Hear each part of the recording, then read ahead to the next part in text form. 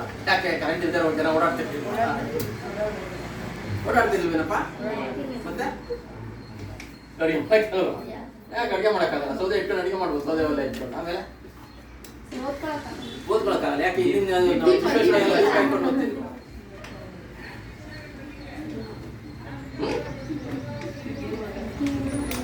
Current ಇದ್ದರೆ ನಾವು ಬದುಕ್ಬೋದಾ?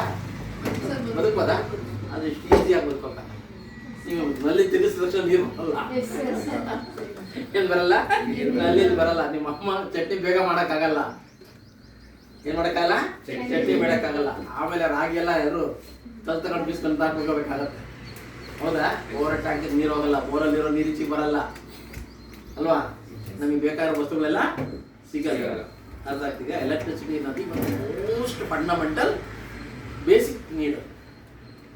ಇವತ್ತು ಅಷ್ಟು ಡಿಪೆಂಡ್ ಆಗ್ಬಿಟ್ಟಿದ್ದೀವಿ ನಾವು. ಎಲೆಕ್ಟ್ರಿಸಿಟಿ ಇದ್ದರೆ ಬದುಕೋಕ್ಕಾಗೋದೇ ಇಲ್ಲ ಅನ್ನೋ ಸ್ಥಿತಿಗೆ ಹೋಗ್ಬೇಕು. ಹೌದಪ್ಪ? ಹಾಗಾದ್ರೆ ಇದು ಏನಿದು ಎಲೆಕ್ಟ್ರಿಸಿಟಿ ಅನ್ನೋದು? ಅಂದರೆ ಎಲೆಕ್ಟ್ರಿಸಿಟಿ ಇದೆ ಪರಮ.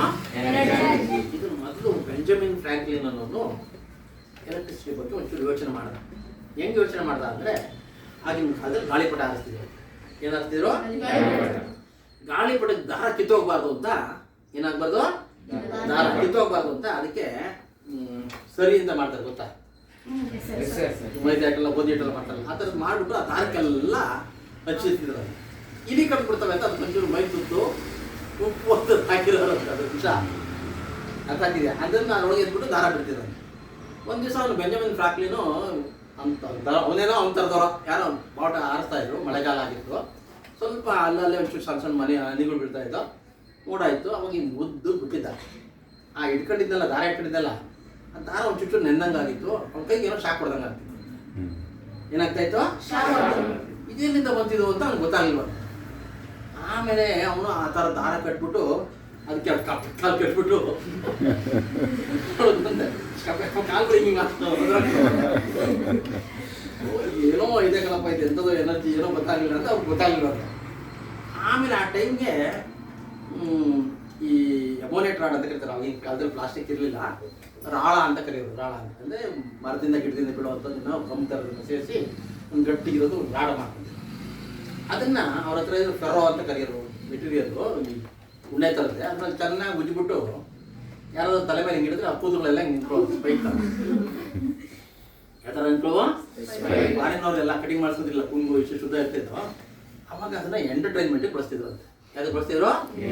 ಯಾವ್ದಾದ್ರು ಒಂದು ಫಂಕ್ಷನ್ ಆದರೆ ಅಲ್ಲಿ ಹೋಗ್ಬಿಡೋದು, ಅವ್ರನ್ನ ಕುರ್ಚಿ ಮೇಲೆ ಕುಣಿಸೋದು, ಚೆನ್ನಾಗಿ ಬಂದ್ಬಿಟ್ಟು ಹಿಡಿಯೋದು.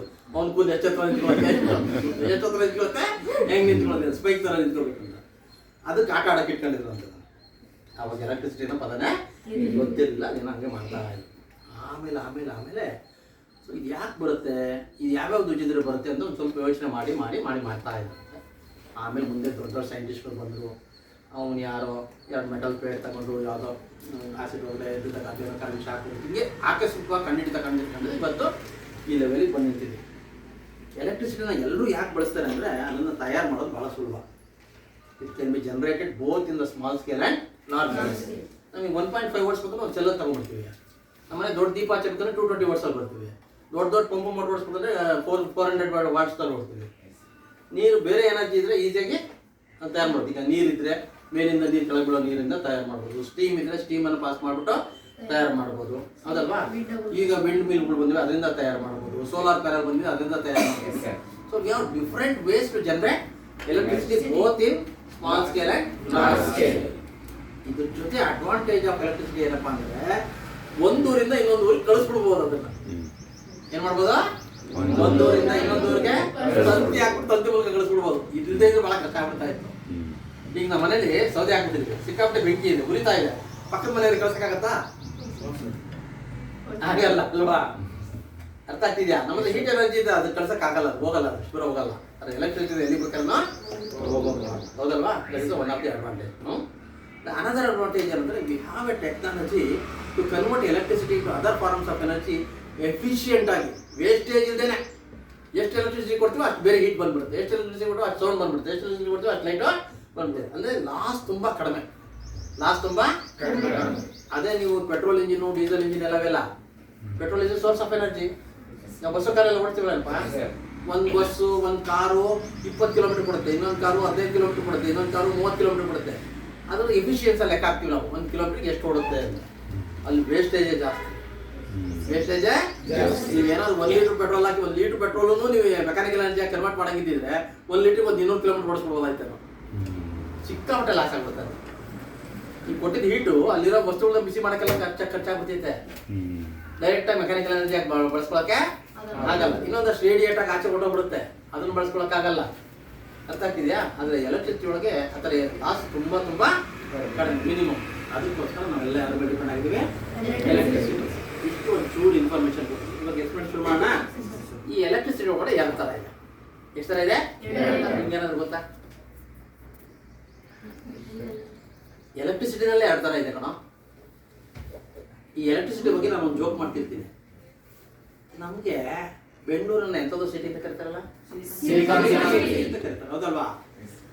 ಈ ರಾಜಸ್ಥಾನದಲ್ಲಿ ಯಾವುದೋ ಇದೆಯಲ್ಲ ಊರು,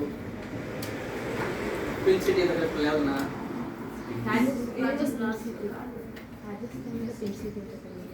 ಯಾವುದೋ ಊರ್ನ ಪಿಂಕ್ ಸಿಟಿ ಕರೀತಾರೆ, ಜೈಪುರ್ನ ಪಿಂಕ್ ಸಿಟಿ ಅಂತ ಕರೀತಾರೆ, ಹೌದಲ್ವಾ? ಹಾಗೇನೆ ಕಲ್ಕತ್ತಾನ ಡೆನ್ಸ್ಲಿ ಪಾಪ್ಯುಲೇಟೆಡ್ ಸಿಟಿ ಅಂತ ಕರೀತಾರೆ. ಇಡೀ ಇಂಡಿಯಾದಲ್ಲಿ ಹೆಚ್ಚಿಗೆ ಜನ ಇರೋದಿಲ್ಲ ಅಂದರೆ ಕಲ್ಕಟ್ಟ ನಗರದಲ್ಲಿ, ಹೌದಲ್ವಾ? ಹಂಗೆ ಒಂದೊಂದು ಕರೀತಾರೆ. ಹಂಗೆ ಇಂಡಿಯಾದಲ್ಲಿ ಒಂದು ಸಿಟಿ ಇದೆ, ಅದನ್ನು ಡೇಂಜರಸ್ ಸಿಟಿ ಅಂತ ಕರೀತಾರೆ. ಯಾವ್ದಿರ್ಬೋದು? ಯಾವ್ದು? ಅಯ್ಯೋ, ಇವಾಗೆಲ್ಲ ಪರವಾಗಿಲ್ಲ ಕೊಂಡ್ರು. ಈ ಸ್ವಿಚ್ಗಳು ಬೋರ್ಡ್ಗಳೆಲ್ಲ ಕೆಳಗಡೆ ಎಲ್ಲ ಫಿಕ್ಸ್ ಮಾಡಿಬಿಟ್ಟಿರ್ತಾರೆ. ನಾವು ಹೊಸದಾಗ ನಮ್ಮ ಮನೆ ಕಟ್ಟಿದಾಗ ಹುಡುಗರ ಕೈಗೆ ಯಾರಿಗೂ ಎಟಕಬಾರ್ದು, ಅಷ್ಟೊತ್ತು ಸ್ವಿಚ್ ಇಡ್ತಿದ್ರು. ದೊಡ್ಡವ್ರು ಮಾತ್ರ ಸ್ವಿಚ್ ಹಾಕ್ಬೇಕಾಗಿತ್ತು. ಅವ್ರು ತುಂಬಾ ಭಯ ಆಯ್ತು ಜನಗಳಿಗೆ ಎಲೆಕ್ಟ್ರಿಸಿಟಿ ಬಗ್ಗೆ. ಅರ್ಥ ಆಗ್ತಿದ್ಯಾ? ಈಗಲೂ ಅಷ್ಟೇ.